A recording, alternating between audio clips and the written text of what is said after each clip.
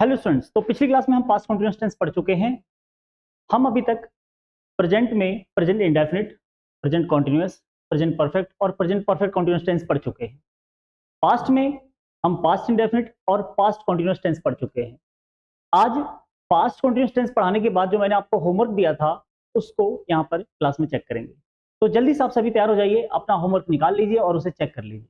ठीक है, मैं एक एक करके सभी सेंटेंस को यहाँ पर सॉल्व कराऊंगा। आप उसे चेक करिए कि आपके कितने सेंटेंस सही निकले हैं और जो गलतियां हो उन गलतियों को एकदम बारीकी से समझने की कोशिश करिए। ठीक है, तो आइए शुरू करते हैं। आपका पहला सेंटेंस था बात बढ़ रही थी। The matter was exceeding. The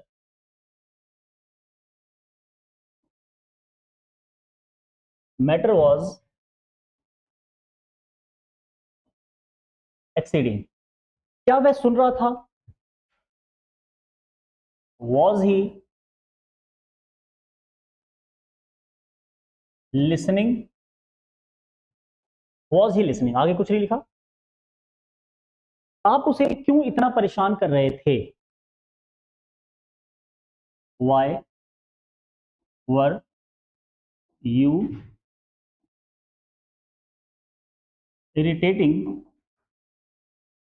him या हर? यहां पे आप दोनों लिख सकते हैं क्योंकि क्लियर नहीं हो रहा सेंटेंस से कि जिसको परेशान कर रहे थे वो लड़का है या लड़की, मेल है या फीमेल। इसलिए यहाँ पर हिम या हर आप जो मर्जी लिखें, दोनों में सही होगा। तो why were you irritating him या हर सो मच? अगला सेंटेंस था क्या वह तुम्हें जवाब नहीं दे रहा था? तो इंटरगेटिव सेंटेंस है, वाज या वर पहले आता है इसमें, पता है ना। जैसे ये इंटरगेटिव था तो वाज या वर सेंटेंस से पहले आता है।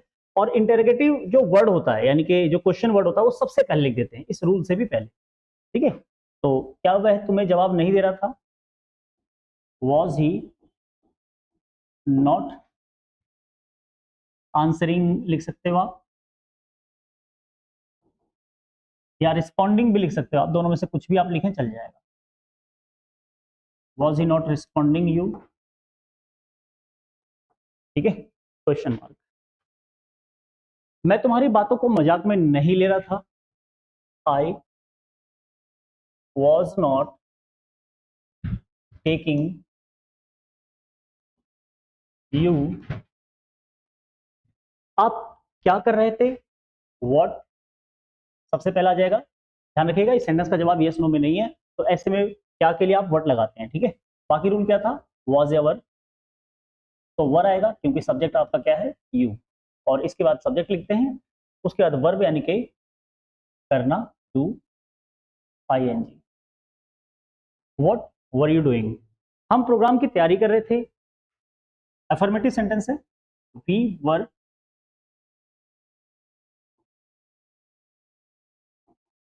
Preparing for exam. एग्जाम नहीं, programme, sorry, for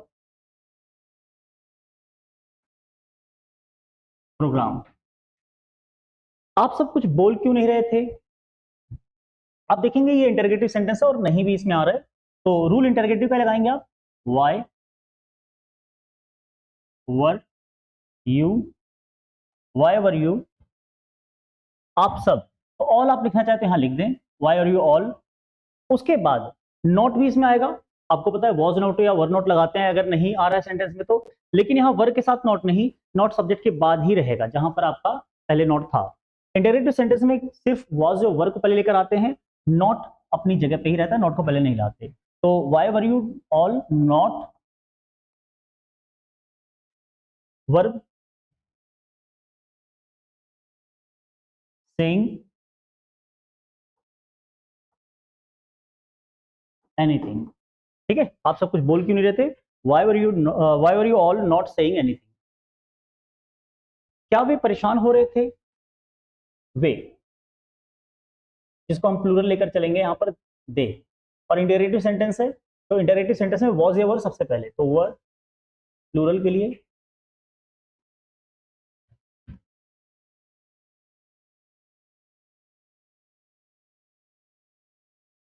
were they getting upset? वह मुझसे कुछ नहीं पूछ रहा था। वह के लिए ही के साथ was, नेगेटिव सेंटेंस है तो was not हो जाएगा, ये he was not asking me anything.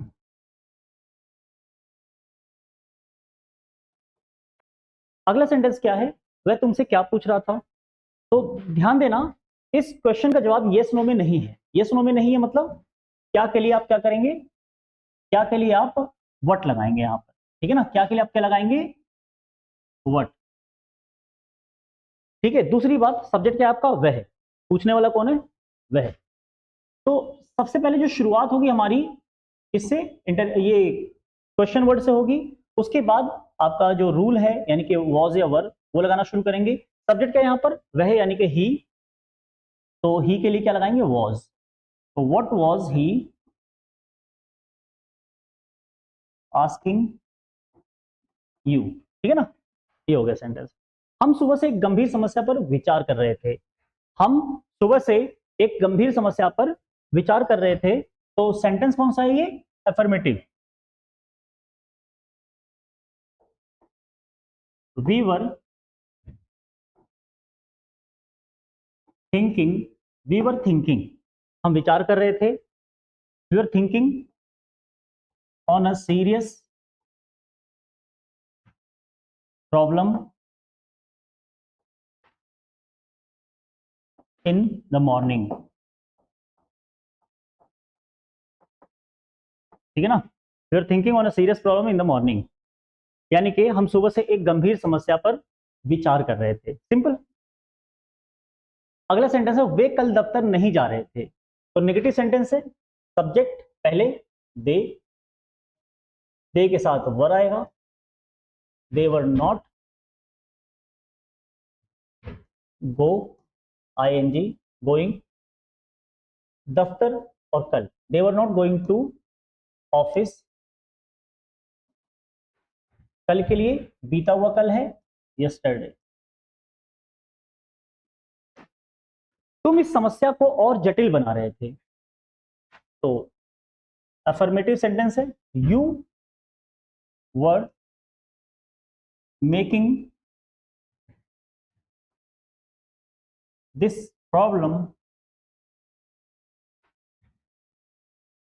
More complex, complex का मतलब होता है जटिल, लिखा है और जटिल बना देते हैं यानी कि मोर कॉम्प्लेक्स, है ना, तो you are making this problem more complex.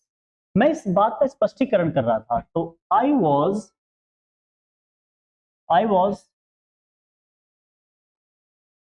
Clarifying, I was clarifying इस बात का, तो दिस स्टेटमेंट, इस बात के लिए this statement, I was clarifying this statement, मैं इस विषय में विचार कर रहा था, तो आई वॉज, विचार करने के लिए यहां पर आप लगा सकते हैं थिंकिंग, थिंक होता है विचार करना, आईएनजी लगाना है इसमें, I was thinking about this, इस विषय में या इस बारे में एक ही बात है, इसके लिए आप लगाते हैं अबाउट दिस, ठीक है। आगे बढ़ते हैं, वह मेरी बातें नहीं सुन रहा था, नेगेटिव सेंटेंस है, पहले आएगा सब्जेक्ट, फिर was not were not, verb की फर्स्ट फॉर्म आईएनजी और ऑब्जेक्ट, वह मेरी बात नहीं सुन रहा था, ही वॉज नॉट, ही के साथ वॉज आता है, सुनने के लिए लिसन, तो he was not listening to मी,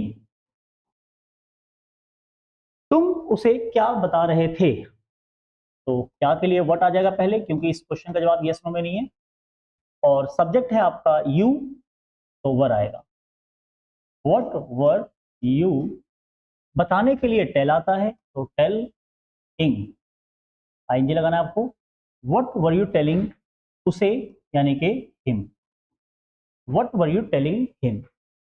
अगला सेंटेंस है क्या वह तुमसे सही ढंग से बात कर रहा था, तो क्वेश्चन का जवाब यस नो में है, ठीक है, तो सिर्फ और सिर्फ वॉज या वर पहले लग जाएगा, वह के लिए ही आता है, ही के साथ वॉज, तो वॉज ही, वर्ब बात करना, was he talking to you, क्या हुआ, तुमसे बात करा था, बचा क्या है, सही ढंग से। सही ढंग से बात करने के लिए तो टॉक आ गया, बात करना हो गया, तुमसे के लिए यू आ गया, सही ढंग से बचा है। तो इन अ, आप कह सकते हो राइट मैनर, लगा सकते हो यहाँ पर, राइट मैनर,